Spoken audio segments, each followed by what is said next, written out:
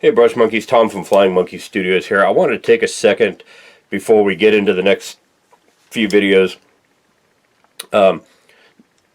This video and a couple others are videos that I had actually recorded back before I started doing the Sisters of Battle videos. And it would have taken me until about the middle of January to post these. I didn't want to start a major project like the Sisters of Battle unboxing and painting all those models in the middle of the month. So I pushed these 3 videos back and started the Sisters of Battle at the first of the year. Now, unfortunately, these videos are coming up in my rotation, and they were recorded before I started using the new camera, so the video quality isn't great, the audio quality is not fantastic. Rest assured, it's a temporary thing. With these 3 videos are still recorded the old way they were done. I have since gotten rid of the equipment that was the problem.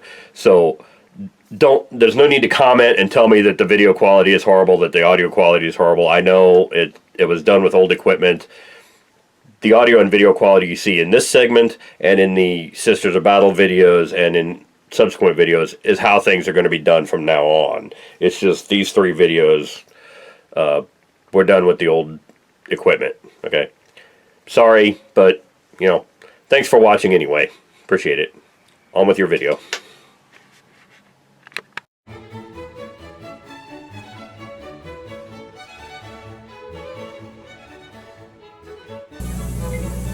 Alright, Brush Monkeys, we are back, and some of you may remember a few months back I did a video on painting with inks and washes.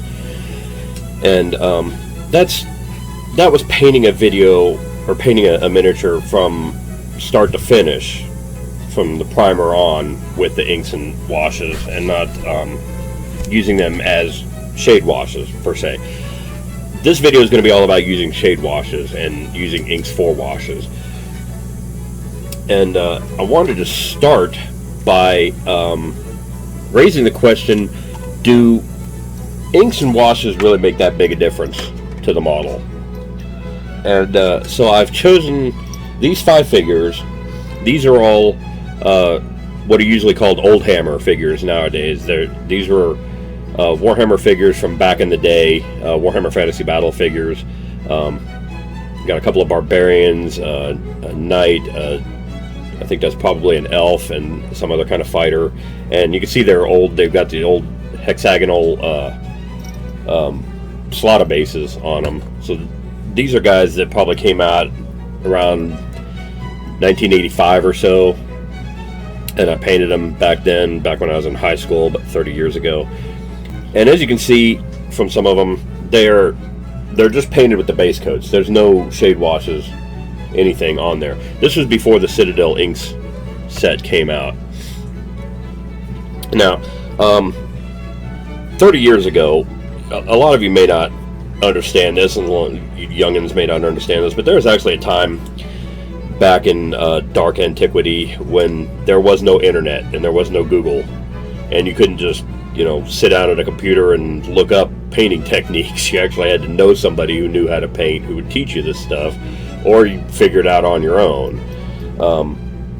I lived in Topeka, Kansas, and there wasn't a huge miniature painting community that could get together and talk about this stuff like there is now. I couldn't just join chat rooms or groups or Facebook pages to learn how to do this stuff, and I kind of had to figure it out on my own. And so a lot of the painting I did was just flat base coats. Even back then, the height of painting skill was you'd base coat with the darkest shade you had, and then gradually lighten up from there, dry brush up the highlights from there, and that's how you got your lighter shade. That's how you got your lights and shadows. So when the Citadel Expert Paint Set came out in, I think, probably 91 or 92, I think is when it came out. That was a huge revelation to me, and it made a huge difference in my miniature painting skills. So I'm going to show you on these guys a little bit of what I'm talking about, or the difference that this makes, and we're going to highlight these guys up and make them look really spiffy too. But I want to look into the history a little bit. This book, it's It's called Heroes for War Games by Stuart Parkinson. I recently got this, like within the last year, and this was one of the books that I wanted to get when I was a kid. This was like advertised in Dragon magazine, which was the only magazine for gaming that we had available. I'd pick it up at Comics and Fantasies in Topeka back in the day. And this book was published back in 1986. And this is like some of the earliest. This wasn't even a Games Workshop book, but it had some of the earliest Games Workshop figures and artwork in it. Stuff we hadn't even seen in the US yet. And it's just fascinating stuff. But here again, in the book, they talk about base coating with your darkest shade and then building up the highlights with dry brushing. There's no ink washing in any of this. So, yeah, it takes some getting used to on that. And then here's the, this is the Heavy Metal Complete Guide to Painting Citadel Miniatures. This is one that I had back in the day, one that I bought back in the day. This came out in, this was 1993, I believe. Yeah, copyright 1993. So I got this after I'd been in the Navy for 2 years, and this just has a little bit in here about ink washes and how to use them. So but it's still mostly painting with the base coat and dry brushing up from there. So yeah, it doesn't.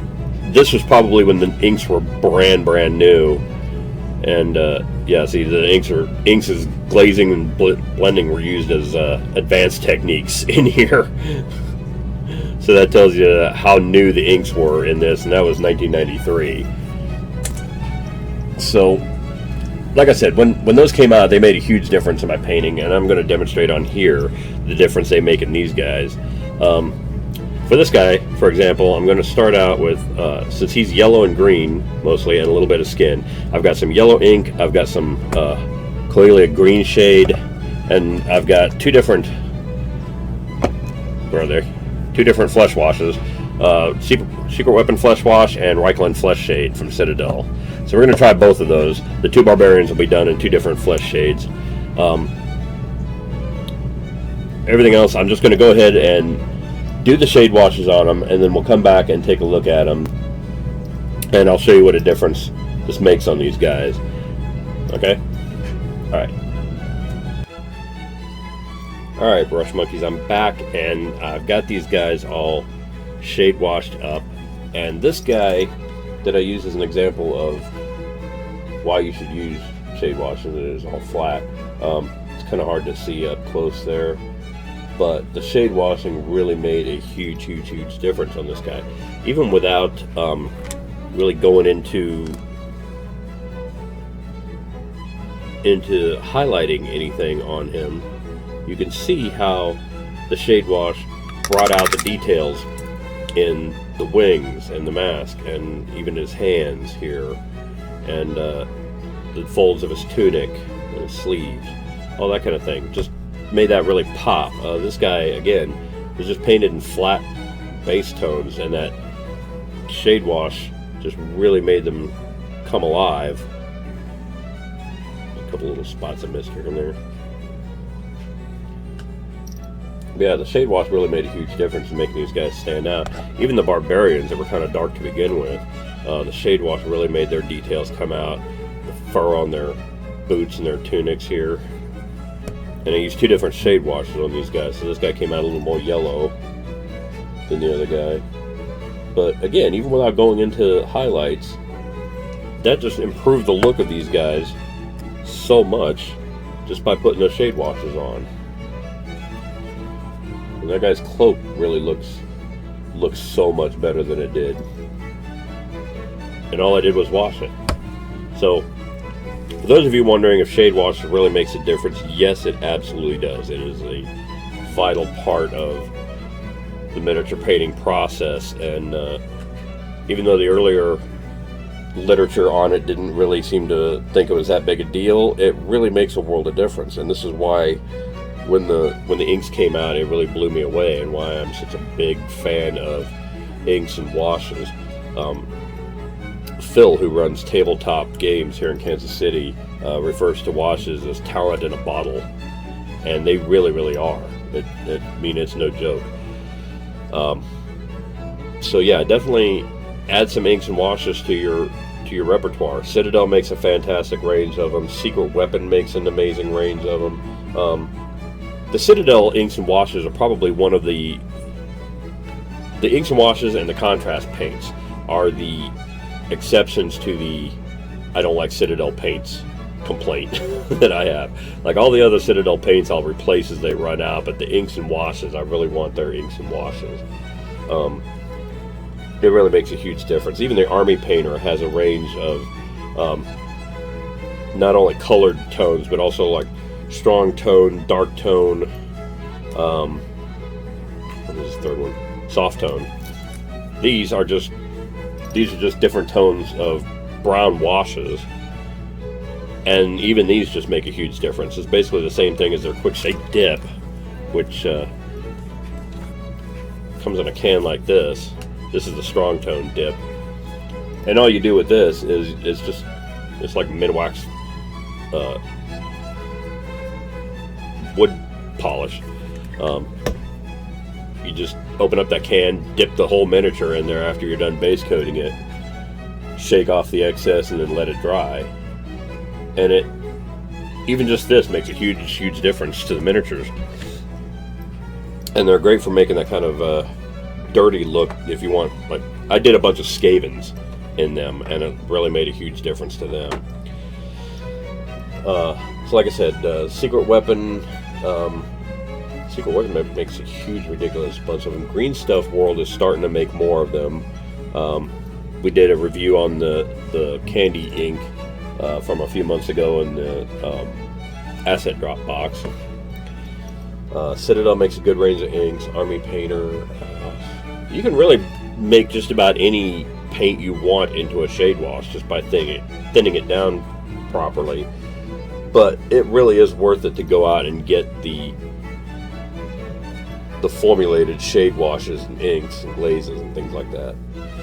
It really makes a huge difference to your miniature painting. So go out and get some inks, and you can even use like acrylic artist ink, which is what we were using to paint with last time. You can use these as washes too. Just thin them down a little bit because these are really pigment intensive. But this is basically all the early Citadel inks was, just thin down artist ink. So go get some and go try those out for yourself, and you'll see what a big difference that makes to your painting.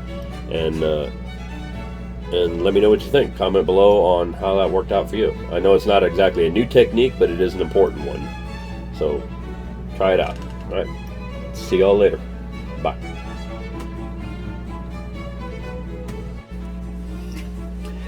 Hey Brush Monkeys, Tom from Flying Monkey Studios here. If you like what you see, click like.